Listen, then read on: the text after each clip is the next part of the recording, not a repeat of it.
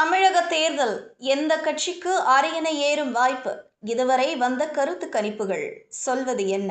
தமிழகத்தில் கோடை வெயிலை விட தேர்தல் ஜுரம் தகிக்க தொடங்கிவிட்டது. ஏப்ரல் 23ஆம் தேதி நடைபெறவிருக்கும் சட்டமன்ற தேர்தலுக்காக கட்சிகள் வியூகம் அமைத்து வரும் நிலையில் தற்போதைய மூட் என்ன என்பதை படம் பிடித்து காட்டியுள்ளன பல்வேறு முக்கிய கருத்து கணிப்புகள். மீண்டும் உதயசூரியனா அல்லது ட்விஸ்ட் தருவாரா விஜய்? லோக் போல் மற்றும் போல் டிராக்கர் ஆகிய 2 ஏஜென்சிகளுமே ஆளும் கட்சியான திமுக கூட்டணிக்கே வெற்றி வாய்ப்பு பிரகாசமாக இருப்பதாக தெரிவிக்கின்றன. லோக் போல் கணிப்பு: திமுக கூட்டணி 181 முதல் 189 இடங்களை கைப்பற்றி அசுர பலத்துடன் ஆட்சியை தக்கவைக்கும் என்கிறது.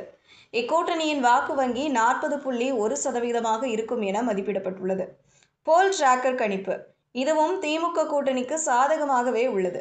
172 முதல் 178 இடங்கள் வரை திமுக கூட்டணிக்கு கிடைக்கும் என்றும், சுமார் 42.7% வாக்குகளை அவர்கள் அறுவடை செய்வார்கள் என்றும் கணிக்கப்பட்டுள்ளது.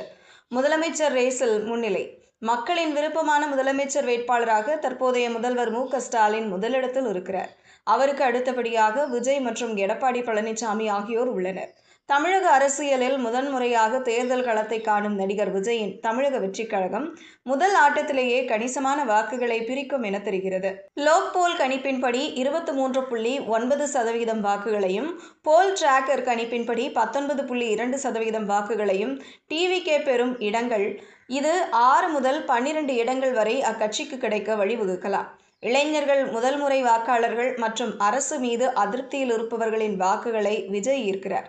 ஆனால் தனித்து போட்டியிடுவதால் இந்த வாக்குகள் அனைத்தும் இடங்களாக மாறுவதில் சிக்கல் நீடிக்கிறது.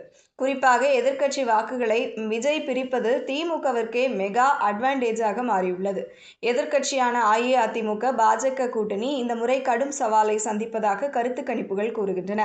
லோக் போல் கணிப்பின்படி 38 முதல் 42 இடங்களும், போல் டிராக்கர் கணிப்பின்படி 46 முதல் 52 இடங்களும் மட்டுமே அஇஅதிமுக கூட்டணிக்கு கிடைக்க வாய்ப்புள்ளது.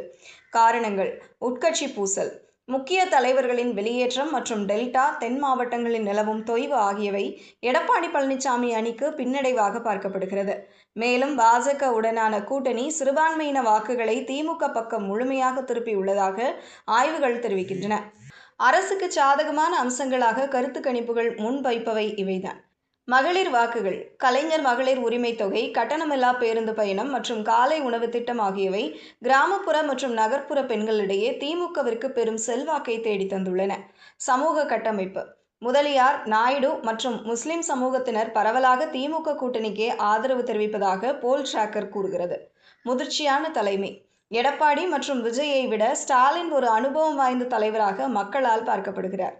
சீமான் தலைமையிலான நாம் தமிழர் கட்சி 4.9% முதல் 5.1% வரை வாக்குகளை பெறக்கூடும் என்றும், அதிகபட்சமாக 2 இடங்கள் வரை கிடைக்க வாய்ப்புள்ளதாகவும் கணிக்கப்பட்டுள்ளது. தமிழக அரசியல் களம் இப்போது பரபரப்பான இறுதிக்கட்டத்தை எட்டியுள்ளது. கருத்து கணிப்புகள் நிஜமாகுமா அல்லது கடைசி நேர அண்டர் கரண்ட் மாற்றத்தை ஏற்படுத்துமா? ஏப்ரல் 23 விடை சொல்லும்.